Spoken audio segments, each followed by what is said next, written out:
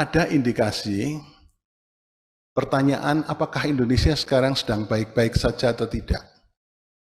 Saya mengatakan di berbagai sektor bidang kehidupan Indonesia sedang tidak baik-baik saja. Oleh karena itu, Bapak Ibu sekalian harus hati-hati betul. Sekarang ada kecenderungan sistem ketatanegaraan dan sistem bernegara yang sudah jauh dari keinginan pembukaan Undang-Undang Dasar 45. Bayangkan Bapak Ibu sekalian, di era Soeharto, era rezim Orde Baru atau Orde Lama pun, itu tidak ada kekuatan yang terpusat di tangan-tangan tertentu.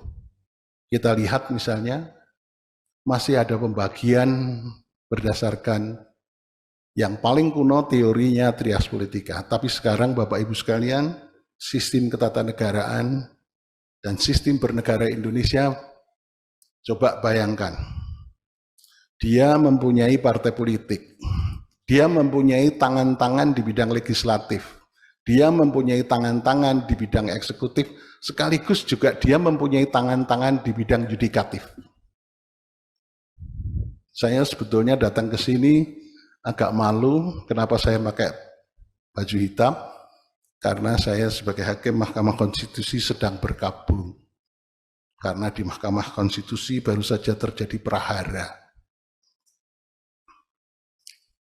Kemudian, selain dia menguasai, mempunyai tangan-tangan di eksekutif, legislatif, yudikatif, dia juga mempunyai partai politik. Sekaligus juga dia mempunyai mass media.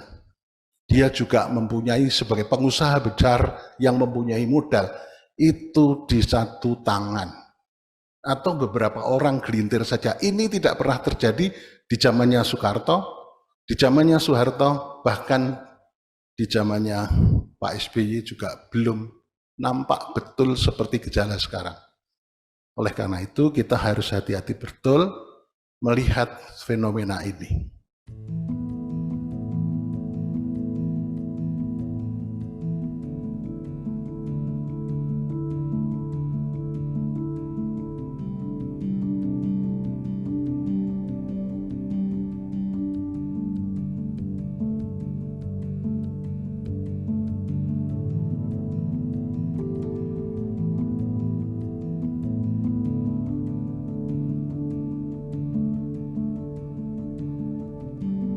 Download Tribun X sekarang, menghadirkan lokal menjadi Indonesia.